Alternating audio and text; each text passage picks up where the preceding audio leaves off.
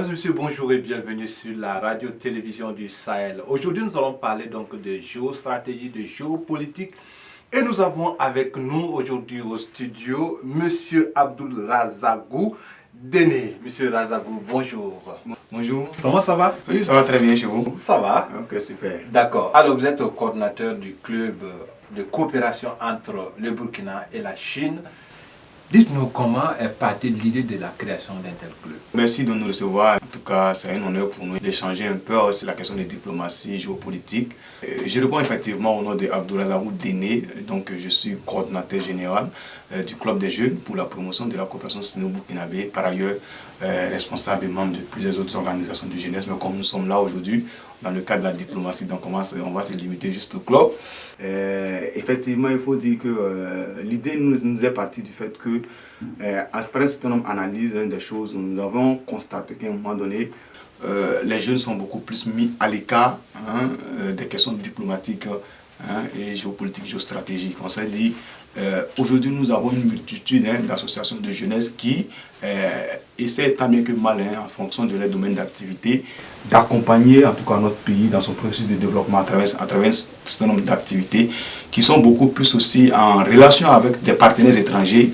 Mais on ne sent pas aussi l'action de l'État qui permet à ces jeunes-là de comprendre un peu notre politique étrangère, de comprendre un peu nos lignes diplomatiques et de voir dans quelle mesure cela peut être inséré dans les prises de position, dans les accords avec ces partenaires étrangers. Donc on s'est dit, il faut montrer qu'on peut aussi faire autrement les choses et donc pourquoi pas ne pas mettre en place une organisation de jeunesse qui va accompagner de façon diplomatique notre pays, qui va orienter aussi les jeunes aussi sur les volets diplomatiques et tenant compte du renouvellement de la coopération entre la Chine et notre pays. Et donc c'est en cela que nous avions initié le club en 2019, en août 2019. Et après des démarches, nous avions été reconnus officiellement au MATD le 10 février 2020.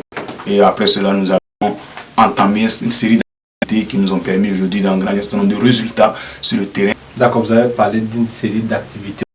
Quelles sont les activités que vous avez réalisées depuis votre création à notre tour? Nous avions, dans notre tout début, organisé une conférence à l'université Joseph Kizerbo avec la participation de l'ambassade chinoise à travers Madame Hélène qui n'est plus aujourd'hui à l'ambassade, qui a fini son mandat, donc qui a abordé un peu ce que les Chinois peuvent faire dans le processus de développement. Et nous sommes sur le rôle que les jeunes peuvent jouer dans cette question de diplomatie. Et après cela, on a organisé une première édition, ce qu'on appelle du Festival de la coopération sino-burkinabé, qui est un festival qui met en lumière tous ces acteurs-là qui interviennent dans la coopération. Et au-delà de ça aussi, il y a des colloques qu'on organise, il y a des séminaires et des formations. Nous allons aussi faire des visites dans le cadre de la coopération. Aussi, il y a ce qu'on organise chaque année, la semaine de la coopération. Donc nous avons organisé la première édition en 2021, la deuxième édition en 2022, récemment, à Bobo-Dioulasso, où nous avions fait des formations sur la langue chinoise, nous avions organisé une compétition de football.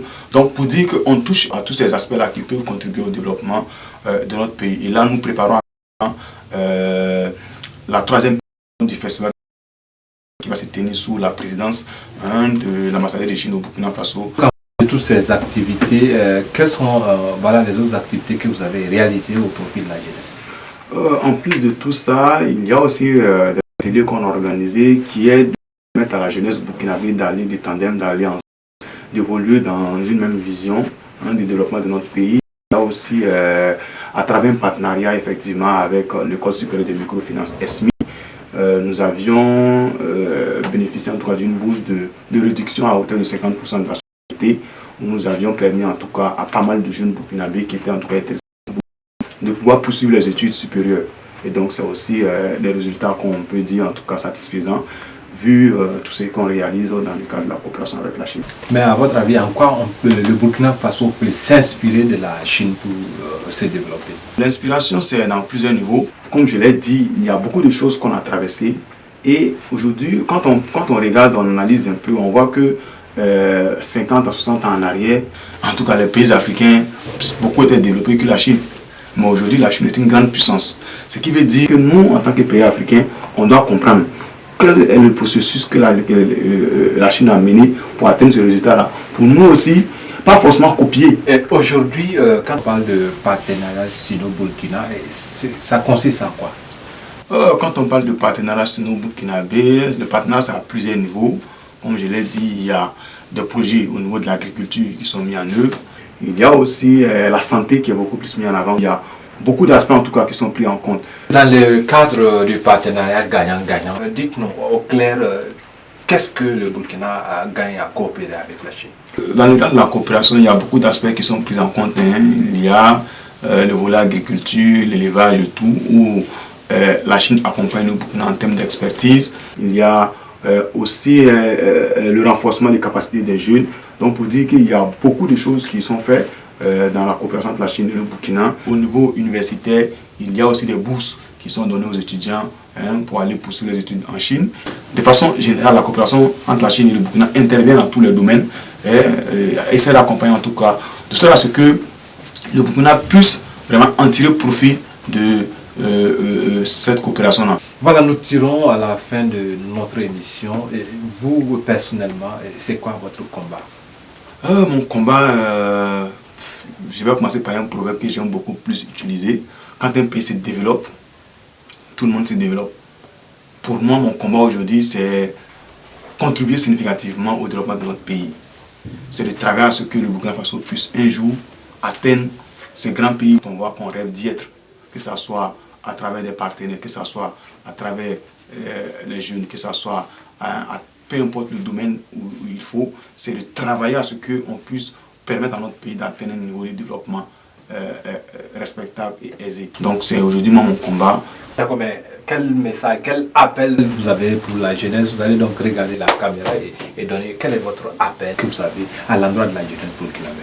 Mon appel ou mon message à l'endroit des jeunes burkinabés, c'est de comprendre ce principe qui est d'évolution en génération, qui est d'évoluer ensemble. Aujourd'hui, une nation peut être forte si ses acteurs sont de façon unanime sur un principe. Si ces acteurs ont la même vision.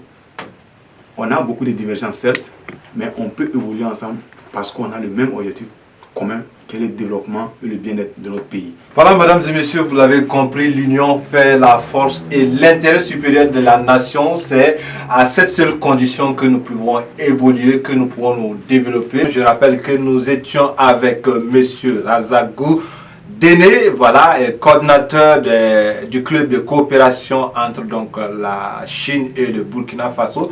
Ensemble, nous avons discuté donc des questions diplomatiques de la relation sino-burkina et aussi la production des conseils de comportement que la jeunesse burkinabé doit avoir aujourd'hui pour aller ensemble vers le développement parce que pour lui, l'intérêt supérieur de la nation compte tout d'abord. Mesdames et messieurs, merci de nous avoir suivis. À très bientôt sur la RT Sahel.